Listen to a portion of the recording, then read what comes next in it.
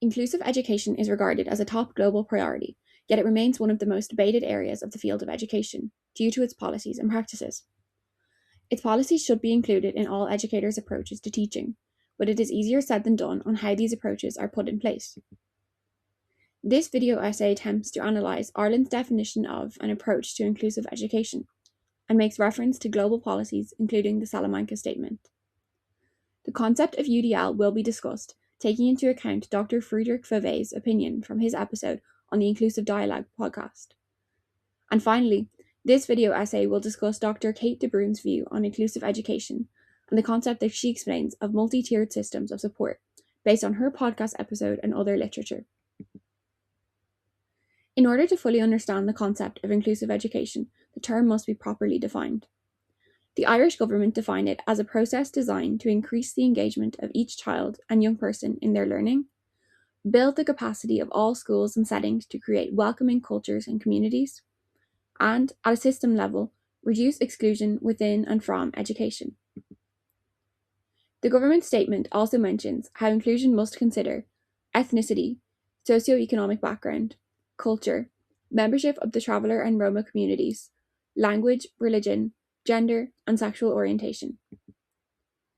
This is an important step away from older ideas of special education, which focused mainly on children with disabilities, and towards a more genuinely inclusive understanding that considers the full diversity of today's schools. For example, the Children's School Life Survey from the UCD School of Education found that just over 21% of primary school children in Ireland have an immigrant background, and almost 30% speak a language other than English or Irish at home. These figures show how multicultural Irish classrooms have become. But it is important to remember that simply having diverse students in the classroom does not automatically make a school inclusive. Teachers and schools must intentionally adopt inclusive approaches in how they teach, plan, and interact to ensure that all students can participate meaningfully. One thing that this definition noticeably avoids mentioning is the mainstream classroom. However, this might be a deliberate omittance. Inclusive education is often assumed to mean that all students should be taught together in mainstream settings without separating learners into special classes or units. However, inclusion is more complex than just physical placement. In the book, Inclusive Education for the 21st Century, Theory, Policy, and Practice, the authors make reference to the idea of faux-clusion, which is a situation where students are supposed to be receiving an inclusive education, but what they are actually receiving is just inclusion being disguised as inclusivity. They describe an example of a classroom where the mainstream teacher works with one group of students on one side of the classroom, while the special education teacher works with a different group on the other side, and finally, a teacher aide is in the middle of the room and is supposed to be facilitating learning in both environments. Even though everyone is technically in the same physical space, the separation in teaching expectations and interactions means the learning is still segregated. This highlights a key challenge, which is that true inclusion is not just about where students are physically learning, but about how they learn, participate, and belong. Referring back to the definition and the fact that it avoids mentioning the mainstream classroom and stays quite vague in its overall stance, actually reflects Ireland's uncertain position on inclusive education. The country is caught in a kind of limbo. On the one hand, Irish policymakers want to commit fully to international frameworks like the UN Convention on the Rights of Persons with Disabilities, which emphasises the right to inclusive mainstream education. On the other hand, spending patterns on education tell a different story.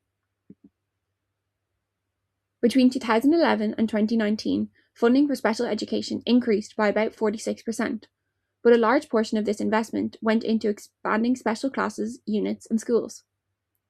By the 2019-2020 academic year, over 700 special classes were operating in Irish schools. This rapid growth shows how heavily the system has come to rely on segregated provision, and as a response to learner diversity. Yet there is very little national or international research that suggests that special classes lead to better long-term outcomes. In fact, some research suggests that students placed in segregated settings may present more challenging behaviour. This leaves Ireland in a difficult position. Policymakers support inclusion and want to incline with CRPD guidelines, but the education system has already invested significant time, money, and resources into expanding special class provision. As a result, the country seems unsure about its next steps. To genuinely move towards inclusive education, and not just in policy language, but in practice, Ireland would need to redirect funding away from creating more special units and instead invest in strengthening mainstream provision. This could include better teacher training and whole school professional development that would help all schools become genuinely inclusive environments. However, until this shift happens, Ireland will remain stuck between two competing approaches, one that endorses inclusion in theory and another that continues to rely on segregation in practice. There are key policies which outline the idea of inclusive education, and one of those that was previously mentioned is the CRPD. Another document which will be discussed is the Salamanca Statement, which illustrates the concept of inclusive education very efficiently. This idea of a mainstream classroom approach to teaching and learning came from this document in the 20th century. The statement was published in 1994 and was one of the first of its kind to take on the idea of having an inclusive school for all children and not just focusing on children with special educational needs specifically. The statement discourages the creation of special schools and instead proposes that they be used as resource centres for mainstream schools, by offering support to those children with special educational needs and offering training for professional development for educators that can't be provided in regular classrooms. Despite originating in 1994, this statement fully aligns with more modern-day aspects of inclusive education, like UDL, and calls for a much more mainstream inclusive approach to education. One key part of inclusive education is Universal Design for Learning, or UDL. According to AHEAD, UDL is a set of principles for designing curriculum that gives all learners, including students with disabilities, equal opportunities to succeed. It does this by making teaching and assessment more flexible so that students can engage, access information, and express their learning in different ways. To use UDL effectively, educators need to provide multiple options for engagement, representation, and action or expression, which creates a fully inclusive approach to teaching and learning. Dr. Frédéric Fauvet offers a really practical perspective on UDL, describing it as a way to translate the social model of disability into classroom practice.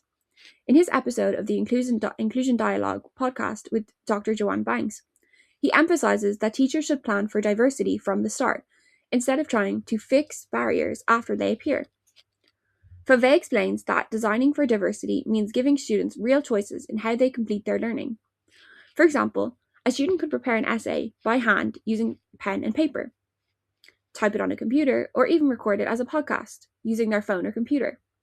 This shows how UDL gives teachers practical ways to make their classrooms more inclusive by giving students multiple means of action and expression. One academic who fully supports inclusive education is Dr. Kate De Bruin, who featured in the podcast's Inclusion Dialogue. Her stance on inclusive education is rooted in the idea of multi-tiered support systems, which she also refers to as RTI, or response to intervention, when speaking about an academic approach, rather than a behaviour-led approach, which she refers to as PBS, or positive behaviour support. RTI is a whole school approach designed to support all learners through increasingly intensive tiers of instruction. She explains that it begins with a strong and accessible Tier 1, which involves high-quality universal teaching, including structured group work with peer feedback, a lot of screening, temperature checking, and overall formative assessment to help inform which students need more support in Tier 2 and 3. Tier 2, which is seen here in the diagram, would involve more support on a smaller group scale, with strategically targeted intervention for some students. And finally, Tier 3 on a more intensive and individualized scale for a few students. We can see from the diagram that Tier 2 and Tier 3 are not designed to replace Tier 1, but are offered alongside it. While it's evidently an efficient system, MTSS is not without its challenges, such as the difficulty of implementing it consistently in secondary schools, where students move between multiple teachers and subjects, or the fact that it only works when the entire school commits to the framework. De Bruin argues that even if a few teachers fail to follow the approach, the whole system breaks down because students experience inconsistency from class to class. However, despite these setbacks, MTSS remains a strong example of how students can adopt a genuinely inclusive approach. It shifts the focus away from reacting to problems after they occur, and instead focuses on structured support and screening to prevent, When implemented well, MTSS demonstrates that inclusion is not an impossible concept from policymakers, but a structured and achievable way of supporting all learners within the mainstream. Inclusive education is clearly a global priority, and yet, as this essay has shown, it remains a complex concept. Ireland's approach illustrates the challenges of translating policy into practice when interacting with mainstream classrooms. Frameworks like UDL, as explained by Dr. Frederick Fauvet, give teachers practical tools to design inclusive lessons. Similarly, Dr. Kate de Bruyn's multi-tiered systems of support show that inclusion can be systematically embedded across an entire school. Together, these approaches demonstrate that offering inclusive education is achievable in Ireland and other countries who may struggle with offering it.